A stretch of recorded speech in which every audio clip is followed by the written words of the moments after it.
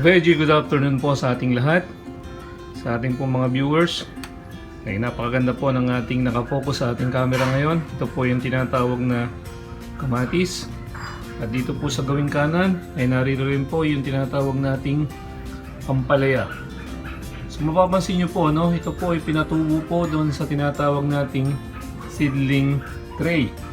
So ito po ay ready na po ito para po transplant doon po sa ating taniman, doon po sa ating bukid.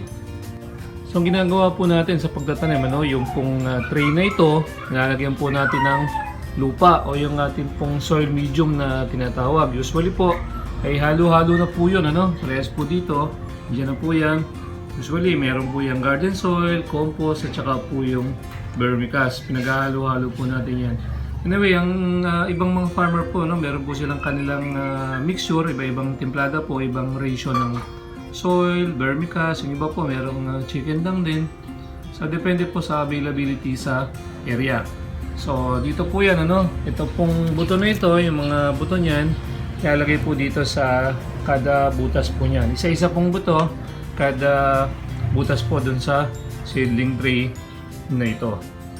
So yung ginagawa po natin ngayon, ito po isang sort of product review na rin para po dun sa mga produkto na available po sa merkado. Tulad halimbawa nga po sa seedlings, ito po ay galing po ito dun sa kumpanya na Farm Ready Grow Group, na nagbebenta po sila ng seedlings. So iba't ibang buto po yung binebenta nila.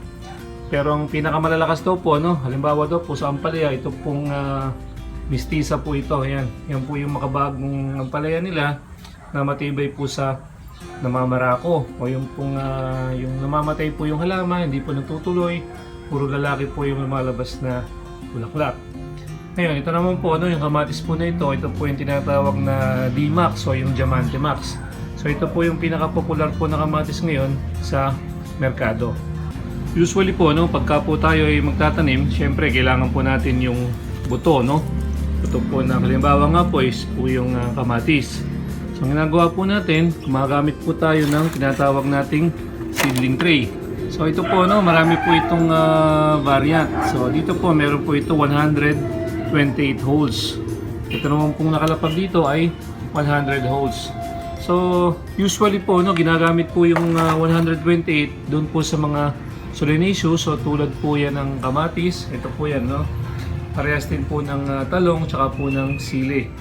Yun naman pong 100 holes, yung pong mas malalaki para naman po doon sa ampalaya tsaka doon po sa mga pananim na may malalaki pong buto. Yun po usually yung practice ng mga makabagong farmer. So meron silang seedling tray tapos dito po nila pinatutubo. Ngayon naman po, ngayon po sa merkado natin, kung kayo po ay meron namang kapital at gusto nyo agad mauna na siguradong meron kayong pananim, pwede nyo pong subukan itong seedling na po, So ibig sabihin, bibili nyo po siya isang tray na. Isang tray halimbawa po nitong kamatis na ito at isang tray na po halimbawa niyang ampalaya na yan. Ang kagandahan po ng mga seedlings na ito, ito ay ready to plant na. Ibig sabihin, transplant nyo na po ay sigurado pong mabubuhay.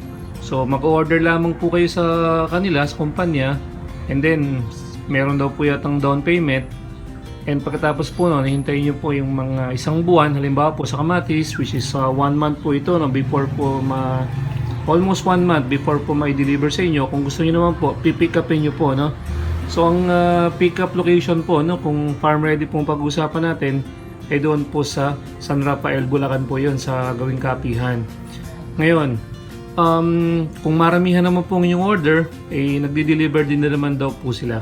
So mamaya po, doon po sa mga magko-comment, ibibigay po natin yung number ng contact person para po sa pag-order ninyo.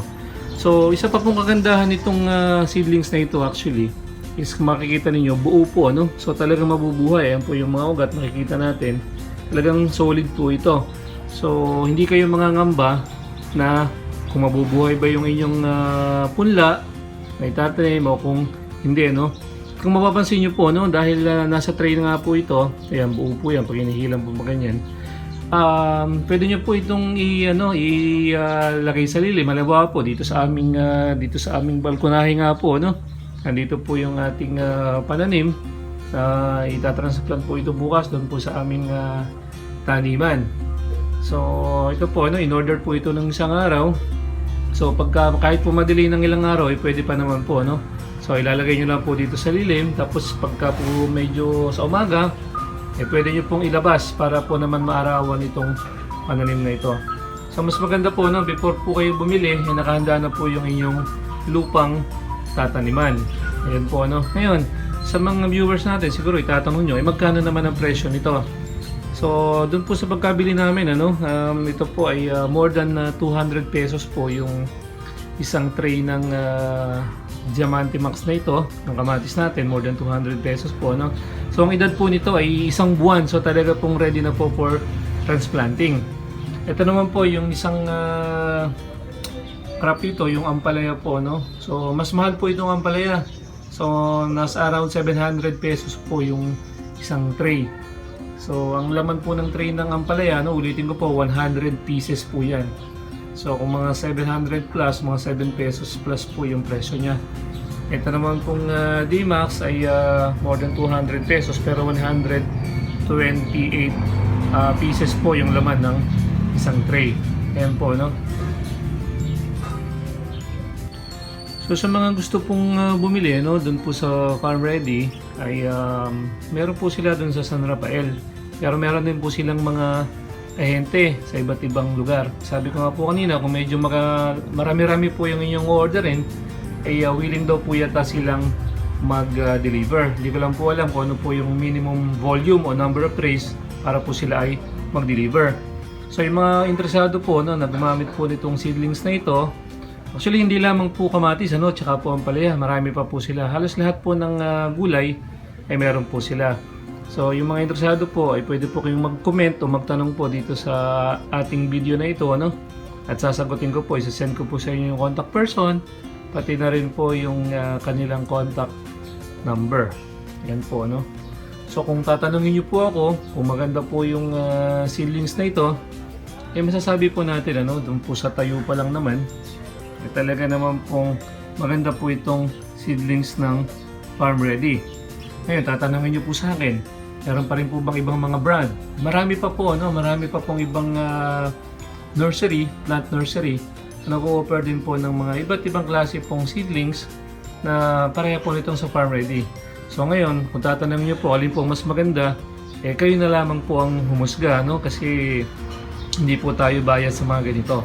So ito po isang product review na pinapakita po natin sa inyo kung ano po yung kagandahan ng isang produkto. Doon po sa merong mga produkto, merong mga kumpanya dyan na gusto pong magpa-review ng kanilang serbisyo o produkto, willing po tayo, si Sir Mike the Vegeman, para po ipakita sa ating mga viewers, lalo na po sa ating mga magsasaka o doon sa mga gustong magsimulang magtanim ng gulay, kung ano po yung mga available na produkto sa merkado. So ito po yung ating review ngayon tungkol po sa seedlings. Sa Farm Ready Seedlings po ito. And mukhang po ito, posible pong ito po ay maging instrumento para po sa isang masaganang pagtatanim ng gulay. So sa muli po, yan po yung ating mga seedlings na mula po sa Farm Ready. At ito po ang inyong Vegeman. Maraming salamat po.